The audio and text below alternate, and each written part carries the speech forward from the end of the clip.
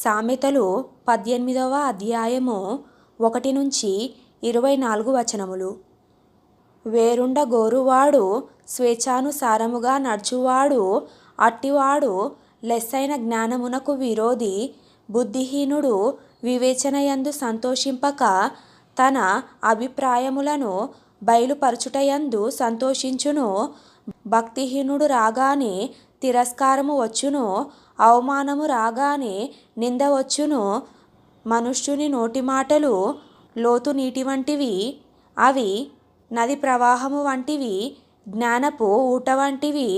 తీర్పు తీర్చుటలో భక్తిహీనుల ఎడల పక్షపాతము చూపుటయు, నీతిమంతులకు న్యాయము తప్పించుటయు క్రమము కాదు.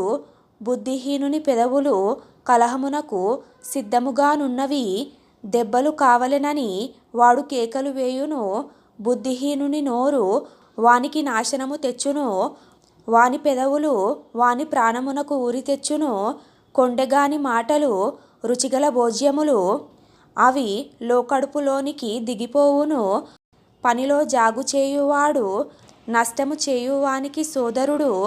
యెహోవా నామము బలమైన దుర్గము, నీతిమంతుడు అందులోనికి పరుగెత్తి సురక్షితముగా నుండును.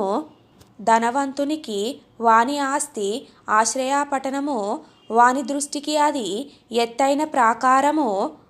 ఆపత్తు రాకమునుపు నరుని హృదయము అతిశయపడును, ఘనతకు ముందు వినయముండును. సంగతి వినకముందు ప్రత్యుత్తరమిచ్చువాడు తన మూఢతను బయలుపరచ సిగ్గునొందును. నరుని ఆత్మ వాని వ్యాధి నోర్చును, నలిగిన హృదయమును ఎవడు సహింపగలడు? జ్ఞానుల చెవి తెలివిని వెదకును, వివేకము గల మనస్సు తెలివిని సంపాదించును. ఒకడు ఇచ్చు కానుక వానికి వీలు కలగజేయును, అది గొప్పవారి ఎదుటికి వానిని రప్పించును.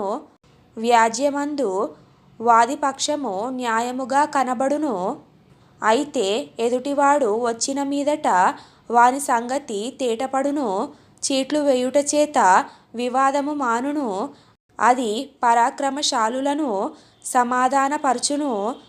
బలమైన పట్టణమును వశపరుచుకొనుట కంటే ఒకని చేత అన్యాయము నొందిన సహోదరుని వశపరుచుకొనుట కష్టతరము. వివాదములు నగరు తలుపుల అడ్డగడియలంత స్థిరములు. ఒకని నోటి ఫలము చేత వాని కడుపు నిండును, తన పెదవుల ఆదాయము చేత వాడు తృప్తి పొందును. జీవమరణములు నాలుక వశము, దానియందు ప్రీతిపడువారు దాని ఫలము తిందురు.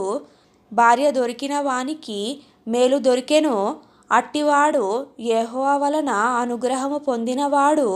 దరిద్రుడు బతిమాలి మనవి చేసుకొనును, ధనవంతుడు దురుసుగా ప్రత్యుత్తరమిచ్చును.